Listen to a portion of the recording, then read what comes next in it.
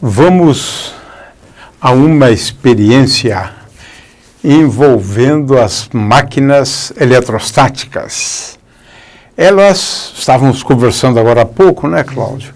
Existem há centenas, muitas, né? Ao longo do tempo.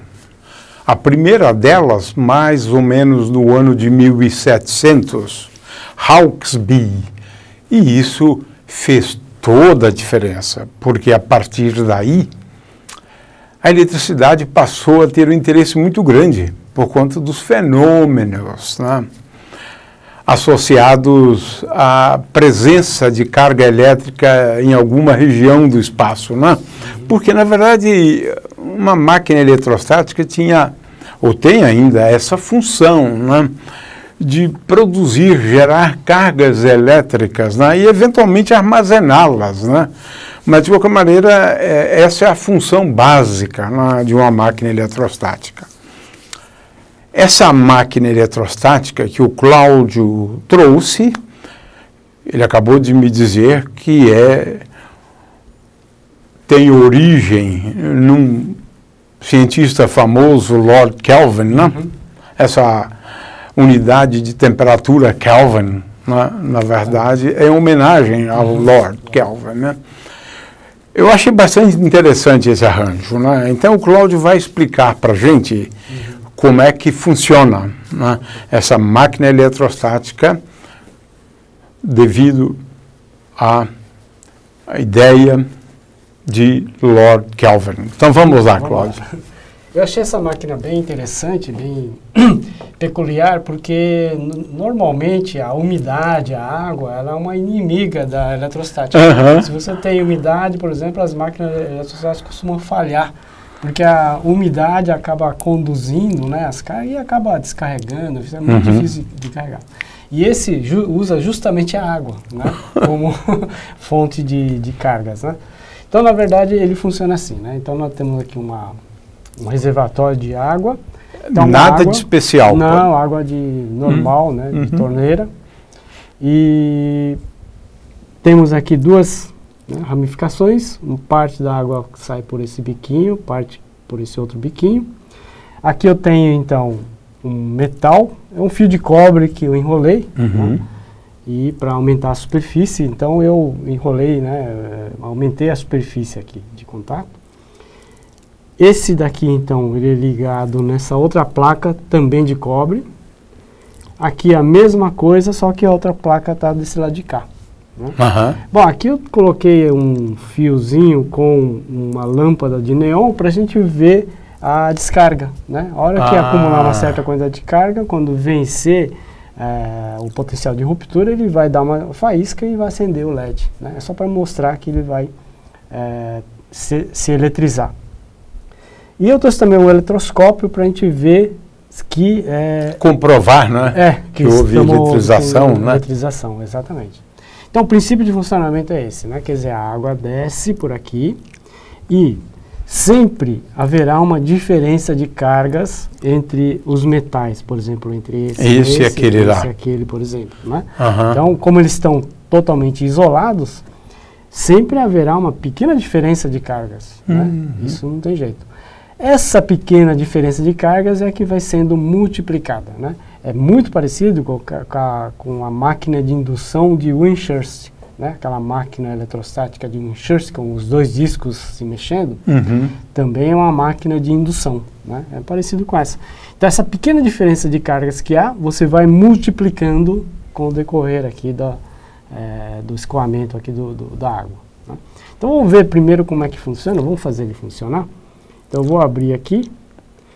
Então, nós vamos ter um fluxo de água. Né? E aí, olha, já começou a carga. E você veja que a faísca... Olha, né, que interessante. Tá acendendo a lampadinha de neon. Depois nós vamos escurecer a sala para a gente poder observar melhor essa faísca. Né? Por que a passagem da água é capaz de gerar cargas? Porque eu tenho íons aqui. Né? Eu tenho um monte de partículas, né, que você pode separar de acordo com a carga. Né? Então vamos parar aqui só para para, né, economizar água aqui. Então, a água está escorrendo, suponhamos que aqui está com uma carguinha positiva, né? Essa daqui com relação a essa, ela está positivamente carregada.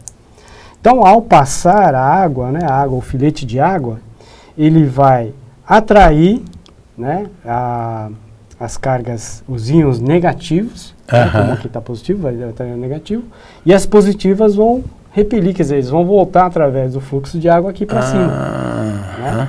Então, esse lado de cá, as gotinhas que vão caindo, elas vão separar, quer dizer, os íons positivos vão subir e as negativas vão descer e vão se acumular lá. Exatamente. E isso aqui está no mesmo potencial disso daqui. Então, se aqui está negativo, aqui também vai ficar negativo. Tá. Né? Por outro lado, a água passando por aqui, ele vai repelir as negativas aqui para cima e as gotinhas que descerem vão ser eletrizadas positivamente, que por sua vez reforça essa que estava positiva. Tá. Então veja, subiram aqui íons negativos de um lado e positivos da outra, e aqui eles se encontram neutralizando. Tá. Então é como se eu tivesse aqui um grande terra, né? Que ele vai então aqui a água continua neutra. Neutra, exatamente. Agora essas que caem, vêm eletrizadas. Tá. Né? Então, cada vez mais, essa diferença, esse acúmulo de carga está aumentando. Vai chegar uma hora que vai romper aqui, né? O potencial vai ficar tão alto que ele vai dar uma faísca e vai acender a lâmpada. A gente vamos ver com o eletroscópio agora, né? Então você vai verificar que se acumulou carga aí, se acumula carga aí. Isso. Então vamos lá. Abrir de novo, né, a água. Então a água vai descendo, a pequena diferencinha vai aumentando, o eletroscópio está subindo. Olha só que interessante, porque ele está detetando a carga aqui, não é isso? Exatamente. Né?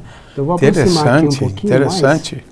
Então a hora Gerou que dá cargas, a faísca, é isso. Né, a hora que dá a faísca, o eletroscópio descarrega, olha lá. Carregou, a hora que dá a faísca. Interessante. Interessante. Então ele abre e fecha, não é isso? Abre e fecha, exatamente. Intervalos até regulares ali, né? Isso, vai carregando e descarrega. Carregando e descarregando, carregando e descarregando. E um efeito bem interessante, essa máquina é chamada também de chuva elétrica de Kelvin, ou tempestade de Kelvin. Então vamos ver por quê. Então eu vou tirar agora essa lampadinha, né, esses dois fios, e a gente pode observar aqui... Olha só! Né, a aguinha, né, as gotinhas, elas estão virando e estão sendo atraídas aqui pelo... mas isso é muito bonito, olha, bem bonito então mesmo. Parece uma tempestade. Olha só! A hora que eu descarrego, aí ela, né, aí acaba... Agora, isso está relacionado ao fato de que a água é uma molécula polar, não tem não? Ou não tem relação? Na verdade não, na verdade é por causa dos íons que tem dentro da água. Tá. O fato da molécula ser polar, né, você pode excitar, por exemplo, num forno de micro-ondas, alguma coisa assim. Então funcionaria com algum outro líquido também? Sim. Desde que tenha íons, né, ali dentro do líquido, né. Então você consegue, tá vendo essas gotinhas? Não, mas essa é interessante. Desviando, né? Essa... Olha, dá para ver exatamente a gota dando a volta, né? Inclusive... Não, isso é bem bonito, interessante. Então se eu descarrego, né? Olha, para aqui, porque agora eu estou aterrando, né? Aí quando eu tiro a minha mão, as gotinhas começam de novo a dar Aí ele começa a partir de um certo tempo, né? Exatamente, olha. Por isso é chamado de tempestade ou chuva de elétrica de Kelvin. Que é bem curioso, né? Na verdade, a umidade é uma inimiga para a eletrostática, mas nesse caso ele está servindo exatamente como fonte, né, de cargas elétricas. Não, mas essa máquina eletrostática é diferente de todas as outras, né? Exatamente. Por isso que eu trouxe para mostrar que ela é muito peculiar. bom, Cláudio. Parabéns, parabéns por ter montado a máquina eletrostática de Kelvin.